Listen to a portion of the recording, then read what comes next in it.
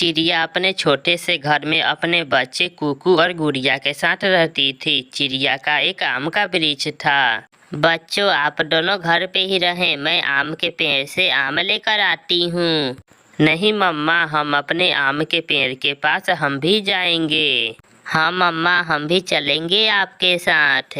फिर चिड़िया कुकू और गुड़िया को साथ लेकर अपने आम के पेड़ पर चली जाती है।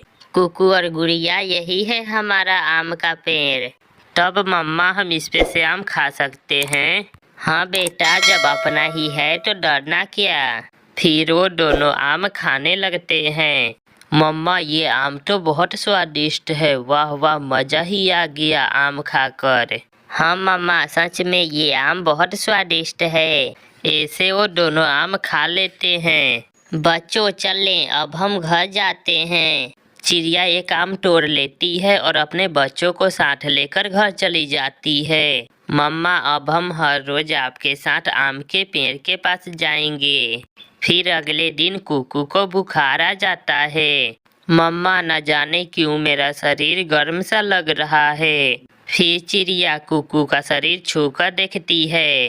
कुकू बेटा, आपको तो तेज बुखार है, मैं अभी बुलबुल से दवा लेकर आती हूँ। फिर चिड़िया बुलबुल के पास दवा लेने चली जाती है। बुलबुल बुलबुल, मेरे बेटे को तेज बुखार है, उसके लिए दवा दे दो। चिड़िया, आप ये दवा ले जाएं और इसमें से 2 कतरे सुबह और 2 कतरे शाम को पिला देना। फिर चिड़िया वो दवा लेकर आती है और कुकू को 2 कतरे पिला देती है। थोड़ी देर बाद कुकू का बुखार ठीक हो जाता है। मम्मा, मेरा बुखार ठीक हो गया। गोरी कभी आ रही थी कि उसे चिड़िया का आम का पेड़ दिख जाता है। गोरी वहाँ चली आती है। ये आम बहुत स्वादिष्ट होगा, अगर इसी पे खाई तो इस आम का मालिक मुझे देख लेगा तो बहुत मारेगा। ऐसा करती हूँ, एक आम तोड़कर घर लेकर चली जाती हूँ। ऐसा सोचकर गोरी एक आम तोड़ती है और लेकर घर चली जाती है। गोरी, तुमने ये आम कहाँ से लाई हो? मैं आ रही थी तो रास्ते में मुझे ये आम मिल गया, अगर खाना है तो जल्दी से आ जाओ। फिर गोरी और कालू वो आम खा लेते हैं। गोरी, ये आम तो बहुत स्वादिष्ट था। हाँ कालू, ये आम बहुत मीठा है। फिर चिड़िया आम के पेड़ के पास जाती है। यहाँ से आम तोड़ा हुआ है, ये कौन कर सकता है? फिर वहाँ से मिठू गुजरता है। चिड़िया उसे आवाज देती है, मिठू मिठू, मेरी बात सुनो। मिठू वहाँ आ जाता है। चिड़िया, क्या हुआ, क्या बात है? मिठू, न जाने कौन मेरे पेड़ से आम तोड़ा है, क्या तुमने उसे देखा? नहीं चिड़िया, कोई भूखा पक्षी तोड़ा होगा। मिठू वहाँ से चला जाता है। चिड़िया भी आम लेकर घर चली जाती है। कुकू और गोरी, आप आम खा लें।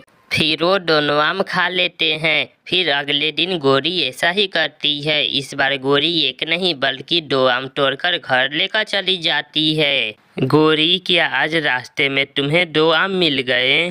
पहले आम खा लो, उसके बाद बताती हूँ। फिर गोरी और कालू मजे मजे से वो आम खा लेते हैं। बताओ गोरी, कहाँ से लाती हो तुम आम? कालू, पहाड़ों के पास एक आम का पेड़ है, उस पे बहुत पके पके आम है। मैं जब भी जाती हूँ वहाँ कोई रहता ही नहीं है। तो गोरी, कल मैं जाऊँगा आम लाने और तुम्हारे लिए भी लेते आऊँगा। फिर चिड़िया जब आम के पेड़ के पास जाती है तो आज भी आम तोड़ा हुआ देखकर चिड़िया बहुत गुस्सा होती है। ये कौन मेरे आम के पेड़ से हर रोज आम तोड़ रहा है, कल मैं उसे छोड़ूंगी नहीं। चिड़िया घर चली जाती है। क्या हुआ है मम्मा, आप बहुत परेशान लग रही हैं। बेटी, न जाने कौन हमारे आम के पेड़ से हर रोज आम तोड़ रहा है। मम्मा, वो जरूर कोई बुरा पक्षी होगा। हाँ बेटा, कल मैं उसे सबक सिखा कर रहूंगी। फिर अगले दिन चिड़िया सुबह सवेरे ही एक कांटेदार डंडा लेकर उस पेड़ के पास जाती है और पेड़ के नीचे छुपकर बैठ जाती है। आ जाओ पक्षी, देखती हूँ वो है कौन। फिर कालू तेजी में उड़ता हुआ आता है और चिड़िया के आम के ऊपर बैठ जाता है। पहले खा लूं, उसके बाद घर के लिए तोड़ कर ले जाऊंगा। कालू जैसे ही आम खाने जाता है तो उसके पैर से एक आम टूटकर नीचे गिर जाता है। चिड़िया जल्दी से जाती है और कालू को मारने लगती है। बचाओ बचाओ, कोई मुझे बचाओ।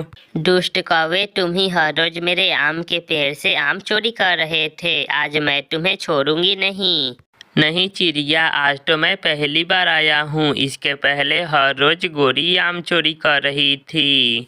कालू जैसे तैसे चिड़िया से जान बचाकर वहाँ से भाग जाता है। प्यारे दोस्तों, इस कहानी को लाइक, अपने दोस्तों के साथ शेयर और चैनल को सब्सक्राइब करना बिल्कुल मत भूलना। आपका धन्यवाद। एक छोटे से घर में चिड़िया और उसकी बेटी रहते थे। गुड़िया बेटी, आप घर में ही रहना और हम दाना लेकर आती हूँ। नहीं मम्मा, मैं भी चलूंगी आपके साथ दाना लेने।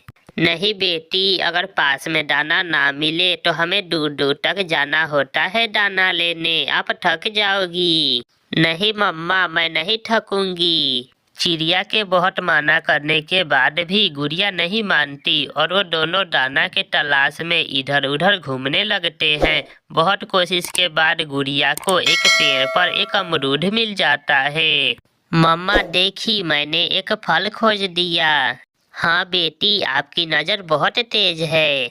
फिर वो दोनों माँ बेटी अमरूद लेकर घर वापस चले जाते हैं। घर जाकर माँ बेटी वो अमरूद खा लेते हैं। मम्मा, मैं खेलने जा रही हूँ अपने दोस्त के साथ। लेकिन बेटी, शाम होने से पहले घर वापस चले आना। फिर गुड़िया किकी के साथ खेलने चली जाती है। किकी, तुम ये फुटबॉल कहाँ से लाए हो? ये फुटबॉल मेरी माँ ने मेरे लिए खरीदी है।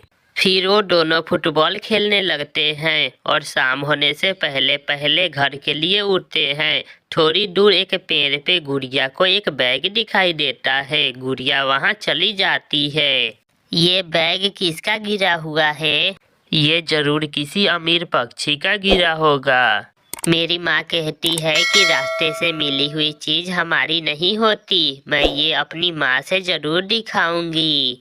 फिर गुड़िया वो बैग लेकर घर चली जाती है और अपनी माँ से सारी बात बताती है। बेटी, ये बैग तो किसी अमीर पक्षी का है, हमें जंगल में पक्षियों से बता देना चाहिए। फिर चिड़िया मीठू तोते के पास जाती है।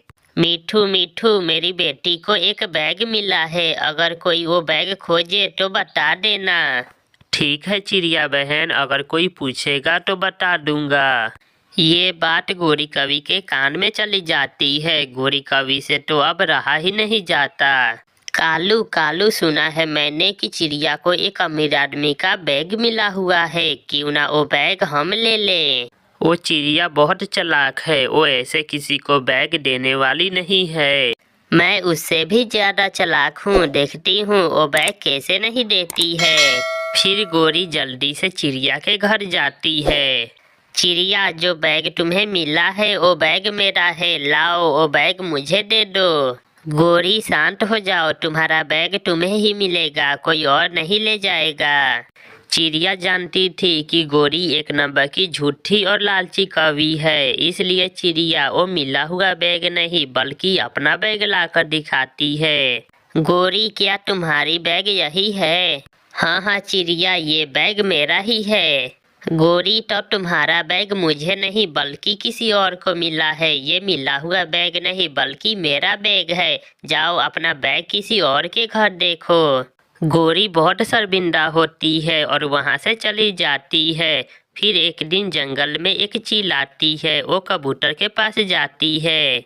कबूतर, कुछ दिन पहले मेरा एक बैग गिर गया था इस जंगल में, कहीं वो बैग तुम्हें मिला तो नहीं न है? नहीं चील दी, मुझे वो बैग नहीं मिली है।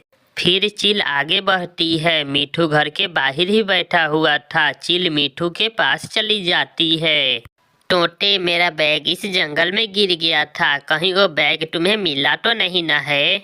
नहीं, मुझे कोई बैग नहीं मिला। हाँ, चिड़िया को मिला था एक बैग, आप चिड़िया के घर जाएं। उसका घर कहाँ पे है?